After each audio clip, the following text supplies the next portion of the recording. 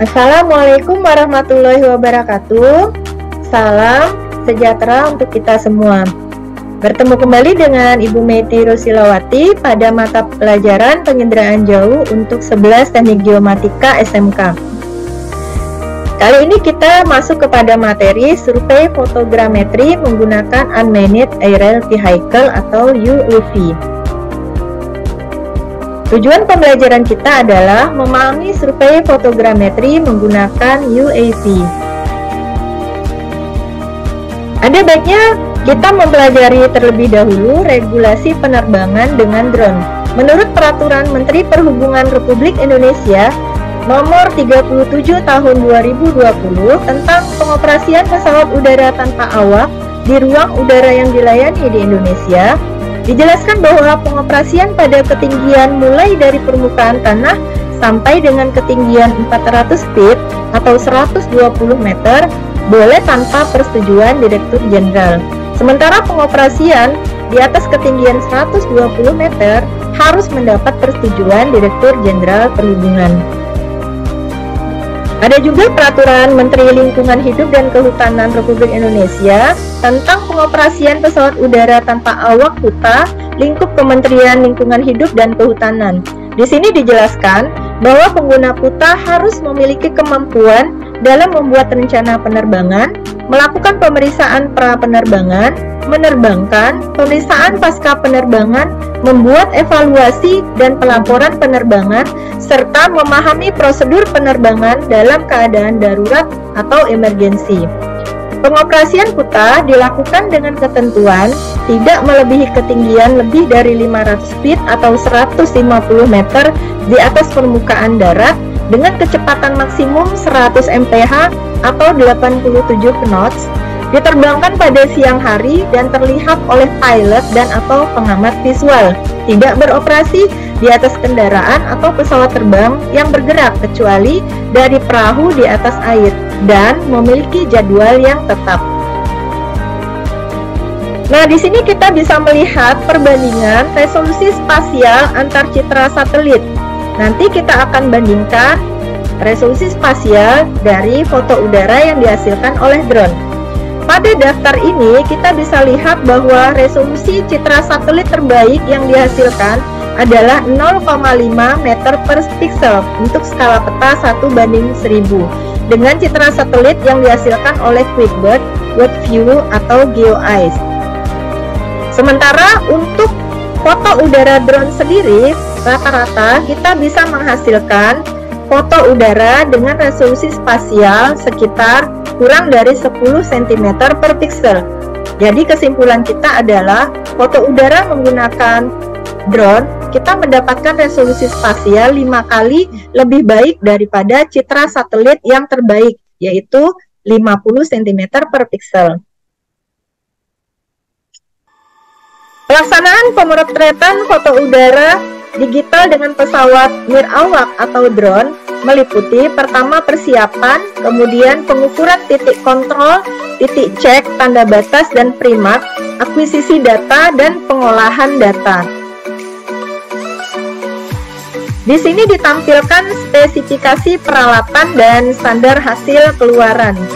Untuk persiapan, kita memerlukan software jalur terbang dan software GIS.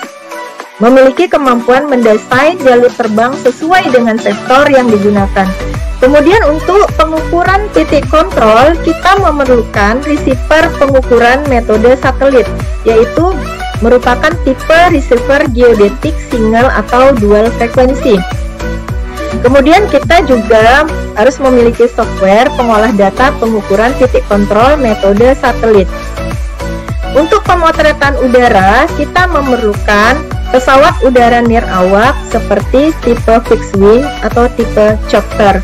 Bisa juga kita menggunakan RC Autonomous Flight (RTK) atau GNSS PTK Installed. Untuk pengolahan data foto udara, kita memerlukan komputer workstation yang mampu mengolah data grafis, memiliki operating system 64 byte, CPU dengan Intel i3, i5, i7 atau equivalent. kemudian memiliki RAM 32 GB atau lebih.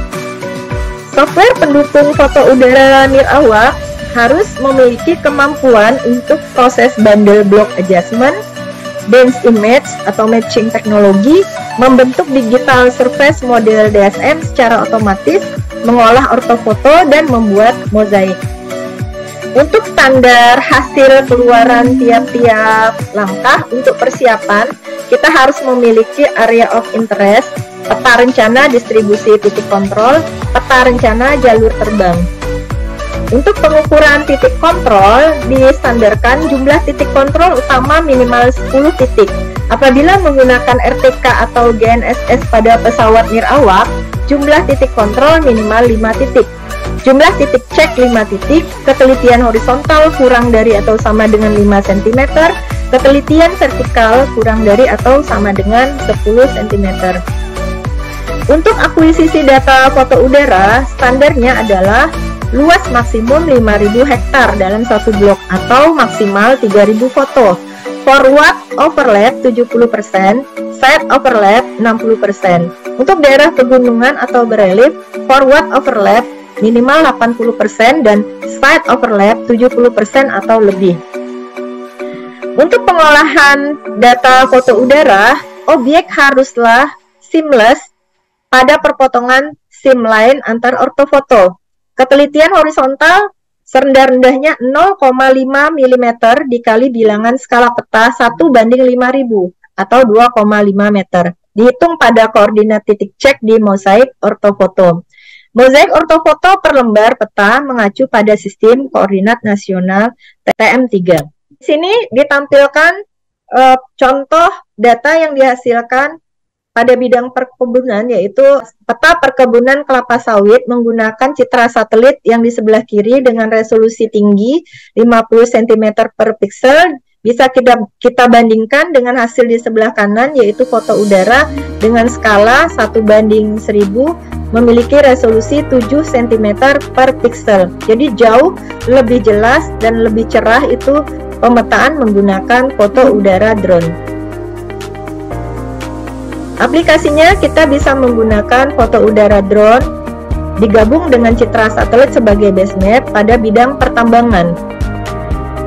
Kemudian pada bidang penegakan hukum dan lingkungan, kita gunakan juga pada bidang pemetaan hasil hutan, pada bidang kehutanan, kemudian pada bidang perpajakan.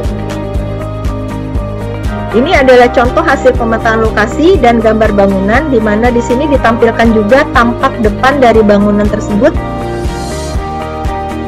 Basis data terupdate dan terintegrasi dengan data administrasi, bisa dilihat contohnya seperti ini. Kemudian di sini ada contoh pemetaan potensi dan permasalahan tingkat desa. Di sini bisa kita petakan jika terjadi permasalahan akan bisa lebih jelas, terlihat dengan lebih jelas. Pemetaan potensi dan permasalahan di tingkat desa dan atau kampung. Pemetaan dampak bencana.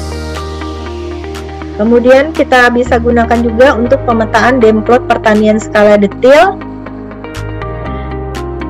Nah, jadi untuk penggunaan foto udara banyak sekali kegunaannya untuk berbagai keperluan. Sekarang kita masuk kepada komponen-komponen yang diperlukan untuk pemetaan foto udara. Kita memerlukan pilot yang terlatih, kita memerlukan wahana terbang, dan hardware atau software yang memadai. Untuk wahana terbang atau drone, kita bisa menggunakan tipe fixed wing maupun tipe chopper. Baik, untuk spesifikasi komputer atau laptop yang digunakan tergantung pada peta foto udara yang akan dihasilkan. Untuk pemula, kita bisa gunakan komputer atau laptop prosesor Core i3 atau Core i5 atau setingkat dengan RAM 4GB sampai 8GB. Untuk semi profesional, kita bisa menggunakan komputer atau laptop dengan prosesor Core i5 atau Core i7 atau setingkat dengan RAM 8 sampai 16GB. Untuk profesional, kita membutuhkan laptop atau komputer dengan prosesor Core i5 atau Core i7 atau setingkat dengan RAM lebih dari 32GB. Khusus untuk penggunaan pemula, untuk Core i3 atau Core i5 dengan RAM setingkat 4-8 GB, kita memerlukan aplikasi Faston Photo Resizer. Sementara untuk semi profesional dan profesional, ini bisa kita lakukan tanpa menggunakan Faston Photo Resizer untuk menghasilkan peta foto udara dengan resolusi yang lebih baik.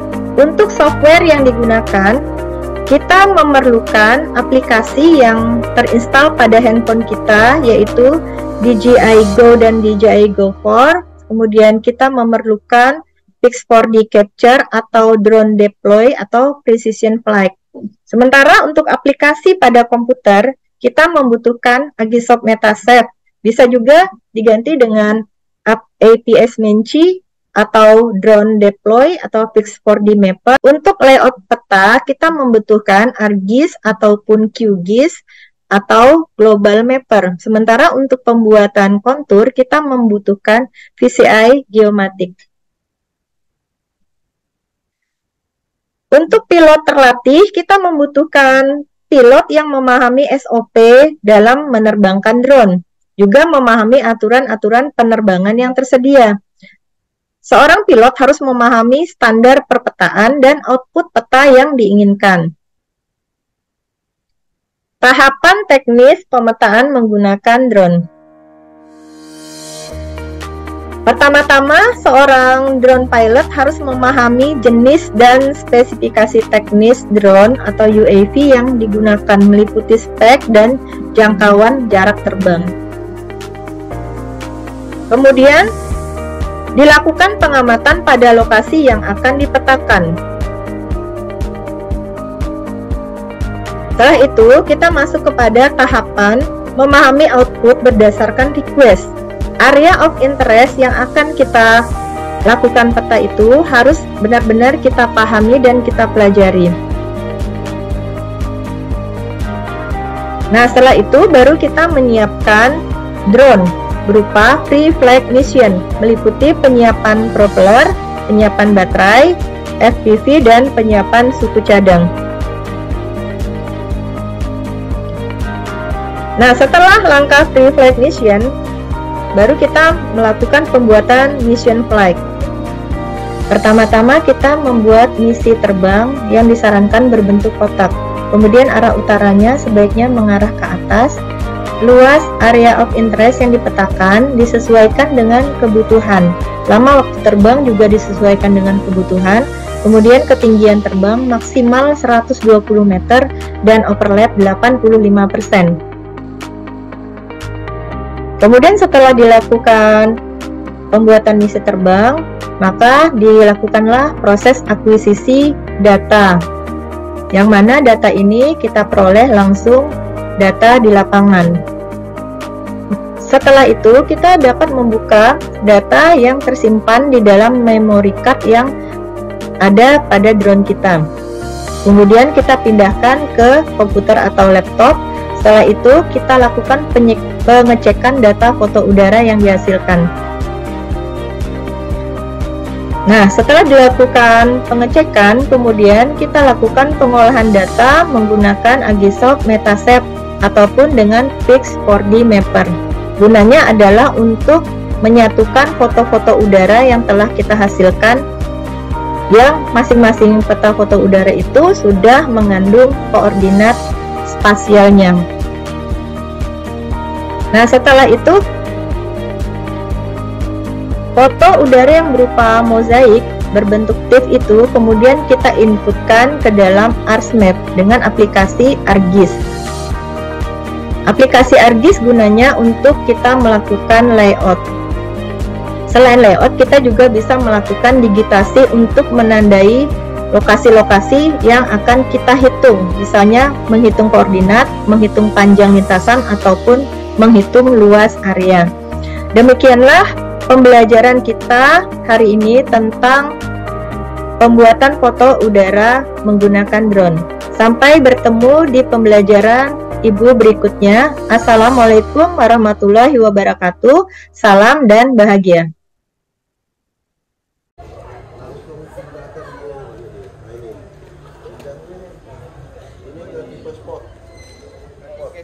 Geser ke sana biar terbangnya cepat, kita selamatkan drone kita.